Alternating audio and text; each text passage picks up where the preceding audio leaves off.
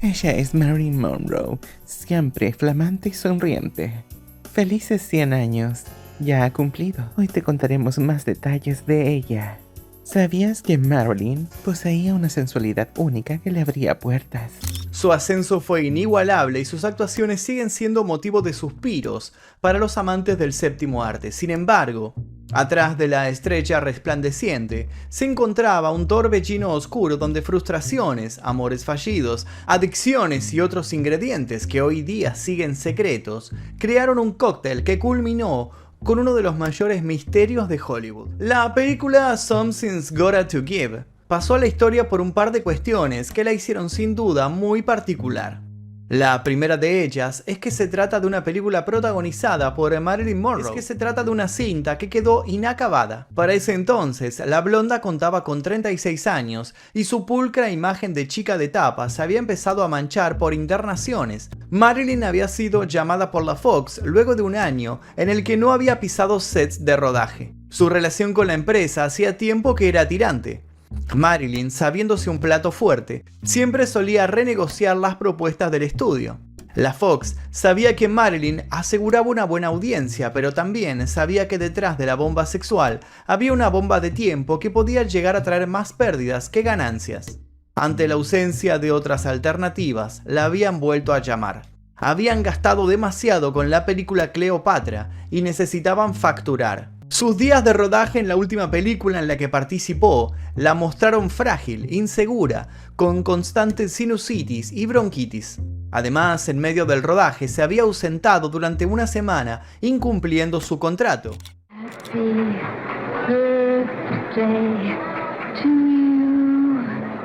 Fue para muchos ese Happy Birthday, Mr. President, el que terminó de condenar la película. La versión oficial fue suicidio. Sin embargo, cuando Jack Clemons, jefe del Departamento de Policía de Los Ángeles, acudió a la casa luego de recibir un llamado a las 4:55 de la madrugada, no fue la escena de un suicidio lo que encontró. Algunos detalles certeros le hicieron sacar una pronta pero innegable conclusión.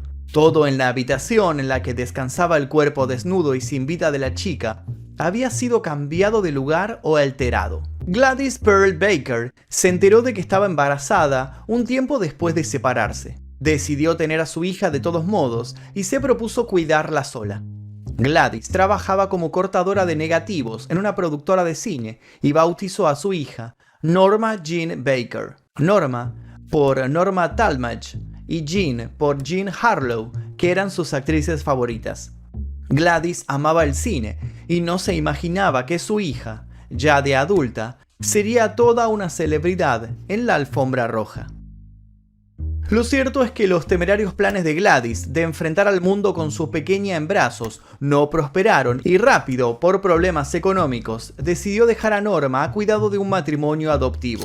Así es, vivieron con el matrimonio adoptivo. Estuvo nuevamente con ella hasta que la mujer sufrió crisis de nervios, pues se la obligó otra vez a darla en adopción. La siguiente tutora fue una amiga de Gladys, Grace. Se quedó con Norma hasta que se casó. Sin embargo, no pudo sacar la culpa de sus maletas y terminó regresando para readoptarla y formar con ella lo que pretendió que fuera un hogar definitivo. Norma acusó al marido de Grace de haberla violado. Ninguna denuncia fue formalizada y la justicia se limitó a pasar su custodia a manos de un tío de su mejor amiga. Norma siguió pasando por diferentes casas, de tía lejana a tía lejana, hasta que la justicia otra vez decidió meterse en el asunto. Cansada de esta vida, Norma decidió tomar las riendas del asunto e hizo lo único que en ese momento vio a su alcance para evitar seguir siendo humillada. Se casó a los 16 años con el hijo policía de una vecina y juntos se fueron a vivir lejos. Por primera vez, Norma se sintió dueña de su vida. Apenas un año después, su marido se enroló en la Marina dispuesto a servir a los Estados Unidos en la Segunda Guerra Mundial. Otra vez sola, Norma se fue a vivir con su suegra y empezó a trabajar con ella en una fábrica de municiones. Para esa altura, a pesar de su juventud, se sentía vieja. No sabía cuánto cambiaría todo cuando un fotógrafo de la revista Junk de Army Weekly llegara a su puesto de trabajo y la retratara junto a uno de los productos que vendía. La foto de Norma llamó la atención de directivos y productores artísticos y las ofertas no tardaron en llegar. Se sacó miles de fotos para publicidades, productos de moda, revistas. Sus ganancias empezaron a acrecentarse, empezó a cotizar en alta, siendo uno de sus trabajos mejores pagos una foto en la que posó desnuda. Esta foto fue, por un lado, una de las razones por las que su marido, enfermo de celos, le pidiera que dejara el mundo de los castings, las pasarelas y los sets de fotografía. Esa foto fue también importante para el éxito que tendría Playboy en un futuro. Mucho tiempo después de ser sacada, la foto sería comprada por Hugh Hefner para el póster central del número 1 de la famosa revista para adultos. Norma oyó el ultimátum de su marido, contó los billetes que había logrado ahorrar en los últimos meses y decidió armar el bolso. Se separó y siguió respondiendo a clasificados en los que buscaban modelos. Ninguna de las personas que trabajó con ella tardó en darse cuenta que el impacto de su aura impregnaba cada film en el que aparecía. Para ese entonces ya había adoptado un nombre artístico, uno con su propia impronta, fuerte, que transmitía decisión, glamour, un nombre con el que pretendía dejar atrás esa vida en la que deambulaba de un sitio a otro, siempre ajena. En 1953, después de participar en películas de bajo presupuesto, la actriz consiguió un papel protagonista, Rose, en la película Niágara. Los famosos cuadros de Andy Warhol sobre Marilyn Monroe tienen como modelo una imagen promocional de esta película, y de inmediato el salto a los próximos niveles. Sin embargo, si bien su fama crecía, los críticos no la valoraban. Marilyn no se desalentó y decidió redoblar la apuesta. Empezó a estudiar actuación y se preparó para papeles más y más exigentes. Podía haber descansado en sus buenos ingresos y seguir haciendo productos de diseño, para complacer al público y para mostrar su gracia natural. Pero ella se sentía inquieta, insatisfecha, injustamente menospreciada, a pesar de que cada vez con más énfasis sus declaraciones eran repetidas en todas las publicaciones de espectáculos. Y en ese entonces Marilyn ya era la actriz más famosa de Hollywood, aunque su contrato no había cambiado desde 1950. Hasta su salario era inferior a otros actores. No contaba con la libertad de elegir proyectos, menos elegir compañeros de trabajo. Monroe ya estaba cansada de hacer de rubia tonta. Le ofrecieron hacer un musical con Frank Sinatra, pero se negó. Esa negativa costó caro. La suspendieron por meses, ya que sus jefes eran hombres machistas. Comprometida a que eso no afectara su imagen, Marilyn se trasladó sola de Japón a Corea, con el fin de entretener a las tropas estadounidenses que se dirigían a la guerra. Durante 4 días interpretó canciones de sus películas para 70.000 marinos. En febrero regresó a Hollywood y fue galardonada con el premio Photoplay a la estrella femenina más popular. Viendo que la chica no daría el brazo a torcer, el estudio a regañadientes mejoró su contrato, incluyendo 2 cláusulas fundamentales. La primera señalaba que Marilyn recibiría un porcentaje de la recaudación y la segunda le concedía la posibilidad de realizar una producción independiente al año. Marilyn se mudó a New York y dejó de actuar durante un tiempo, cuando una nueva meta se cruzó en sus planes. Quería formar su propia productora de cine y seguir perfeccionándose. Su plan era muy simple, iba a hacerla mejor e iban a pagarle lo que ella deseara por sus trabajos.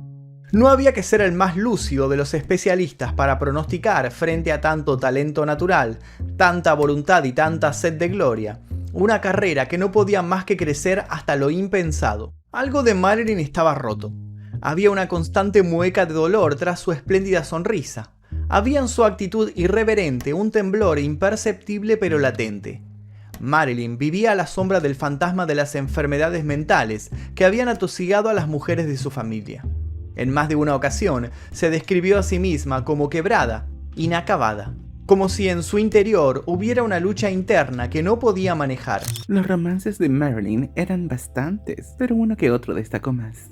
Luego de su matrimonio, que le sirvió de interés para salir del orfanato, por fin porque estaba cansada de andar para acá y para allá. Su segundo casorio fue con Joe DiMaggio, un famoso jugador de béisbol. Este matrimonio significó mucho para los estadounidenses, ya que hacían el sueño americano. La pareja se casó en 1954, el compromiso duró solo 9 meses y siguieron viéndose durante años. El deportista, muy conservador, fue incapaz de adaptarse a la vida de la estrella. Durante los 20 años que siguieron a la muerte de Marilyn, envió un ramo de flores a su tumba 3 veces por semana. A Arthur Miller, dramaturgo y ganador de un Pulitzer, lo vio por primera vez en 1951, cuando ella tenía 25 años y él 10 años más. Ella representaba todo lo que era vendible, la imagen edulcorada de una sociedad consumista y sexista. Él se había hecho la fama de escritor ácido que cuestionaba el status quo y era un intelectual sospechado de comunista. Fue una sorpresa para muchos cuando se casaron 5 años después, en una ceremonia en la que Marilyn se convirtió al judaísmo. La prensa accedió a la casa donde se celebró el evento, y en una de las persecuciones en busca de fotografías exclusivas, murió accidentalmente una periodista que cubría el acontecimiento. Por ese entonces Marilyn rodó la primera película de la Marilyn Monroe Productions, experiencia que terminó siendo muy angustiosa para ella, dado que estaba embarazada y sufrió un aborto espontáneo a causa del estrés. Por aquel entonces los medios ya habían creado una Marilyn superficial, adicta, problemática y depresiva. Miller buscó entender el vacío que asfixiaba a su esposa y le acompañó en sus ansias de seguir buscándose. En 1960 Marilyn tuvo una sonada aventura con el francés Yves Montand cuando rodaba El multimillonario y todo terminó por desbarrancarse. En el verano de fuego de 1960, en el desierto de Black Rock, Nevada, y cerca de los ensayos atómicos que se extenderían hasta 2 años después, empezó el rodaje de The Misfits. Marilyn vivía una de sus peores épocas de fragilidad. Neurosis y tumbos emocionales eran su constante. Llegaba invariablemente tarde a la filmación. El uso, abuso y dependencia de los psicofármacos le exigían más horas de sueño y se movía como un zombie. El punto límite lo alcanzó cuando tuvo que internarse 2 semanas en un hospital de Los Ángeles. 2 semanas sin rodaje que tiraron por la borda los planes originales, el desierto de algún modo por culpa de sus elevadas temperaturas o por su contaminación radioactiva provocaba notables cambios de humor y llenó el set de altibajos y agotamiento. Arthur Miller también cayó en un extraño hábito. La noche o la mañana anterior al rodaje de una escena, entregaba el guión con tachaduras y reescrituras casi ilegibles, aumentando el caos general y duplicando la inseguridad de Marilyn. Estrenada en 1961, The Misfits empezó a ser llamada la película maldita. Muchos de los involucrados en la cinta empezaron a sufrir trágicos finales al tiempo de estrenarse. Esa fue la despedida de Miller y Monroe como pareja. El escritor empezó un romance con una fotógrafa que conoció en el set. Marilyn se encaminaba sin saberlo a sus últimos años de vida. Con Tony Curtis también tuvo una historia que iba y venía. Durante 8 años, y según el propio actor, incluyó un aborto involuntario. Según ha contado Curtis en sus memorias, Marilyn quedó embarazada y perdió el bebé poco después de contárselo. Hay quienes siguen sospechando de la versión de Curtis, sobre todo porque el hombre nunca tuvo pudor en develar intimidades con tal de generar polémicas a su alrededor. Sin embargo, el romance más famoso de Marilyn es uno que al día de la fecha sigue siendo un misterio. La historia, de ser real, sería la siguiente. Estamos en febrero de 1962 y Patricia Kennedy, hermana de John y Robert, organiza una cena privada. Su marido, el actor británico Peter Lawford, invita a Marilyn. John F. Kennedy queda obnubilado por Marilyn y la invita a un viaje que hará sin Jackie, su mujer. El flechazo es inmenso. No es solo atracción sexual, hay entre ellos algo más íntimo. No hay pruebas, pero en la Casa Blanca es un secreto a voces que Marilyn llega a sus encuentros con John por un pasadizo secreto. Un juego tan peligroso que el presidente de un momento a otro decide hacerse el desentendido, dejando a Marilyn confundida y atormentada. Situación que empeora cuando Robert, el hermano de John, la seduce. Marilyn se siente usada, pasada de hombre a hombre como un objeto. Según algunos investigadores de la muerte de Marilyn, ella le dijo a varios amigos que tenía información política muy peligrosa para los 2 hermanos. Algunos biógrafos conjeturan que se trataba de secretos de la Cuba de Fidel y otros que tenían que ver con el capo mafia Sam Giancana, que ayudó a John a llegar a la presidencia. Marilyn estaba profundamente enamorada de John y solo deseaba animarlo para que él admitiera que le pasaba lo mismo. Para redoblar la apuesta fiel a su estilo, Marilyn canta ese feliz cumpleaños tan cargado de mensajes ocultos el sábado 19 de mayo de 1962 en el Madison Square Garden en New York, en la cena por el cumpleaños número 45 de John. Los últimos años de Marilyn fueron caóticos y su muerte quedó teñida por la intriga. Algunos hablan de una decepción amorosa, otros de una enfermedad mental maltratada. Lo cierto es que la autopsia que se le realizó a la estrella de Hollywood determinó que había fallecido varias horas antes de que sus acompañantes dieran aviso a las autoridades. Cuando las mismas llegaron, notaron que la escena de la muerte presentaba varias incongruencias. El cuerpo parecía depositado en una postura antinatural, y en primera instancia, a pesar de que se hablaba de sobredosis de barbitúricos, no se encontró ningún vaso con agua ni rastros de pastillas, los cuales sí aparecieron muy oportunamente en una segunda requisa. El tiempo que pasó entre el fallecimiento de Marilyn y el aviso a las autoridades habría servido para que los médicos involucrados organizaran con cuidado la escena de manera tal que la misma pareciera un suicidio y los absolviera de cualquier culpa y cargo. Otro detalle no menor fue que la lavadora estaba encendida cuando la policía llegó al lugar. En 1985, Eunice Murray, quien fue recomendada por el Dr. Grinson para trabajar con Marilyn, fue entrevistada para el documental Say Goodbye to the President y contó que ese día en la casa estuvo Robert Kennedy, que el psiquiatra Grinson llegó cuando Marilyn todavía estaba viva y pidió una ambulancia. Cerró el relato sugiriendo que la discusión entre Robert, sus guardaespaldas y Marilyn habría sido más que violenta. El detective privado Fred Otash, entrevistado en 1985 por la periodista de ABC Sylvia Chase para un programa sobre la muerte de Marilyn, declaró que fueron instalados micrófonos en la casa de la diva. Según su testimonio, había grabaciones de ella y Robert haciendo el amor, pero también una, el mismo día de su muerte, que registró una feroz pelea. El FBI asevera en su informe final que Eunice Murray y la secretaria personal y agente de prensa de Marilyn, Pat Newcomb, colaboraron en el plan para incitarla al suicidio. En febrero de 1963, Pat se mudó a Washington, D.C. y trabajó como enlace entre Hollywood y el Estado, a las órdenes de los Kennedy. Hace poco, a sus 78 años, un oficial retirado de la CIA, Norman Hodge, confesó que entre agosto de 1959 y marzo de 1972, por orden superior de la Casa Blanca, había asesinado a 37 personas que podían ser peligrosas para la seguridad nacional, incluyendo a la actriz y modelo Marilyn Monroe. El vestido color piel y repleto de cristales que Marilyn usó para cantar el Happy Birthday Mr. President se subastó y en noviembre de 2016 fue adquirido por la cadena de museos de rarezas y cultura popular, aunque usted no lo crea, de Ripley, por $5 millones, convirtiéndose en el vestido más caro del mundo.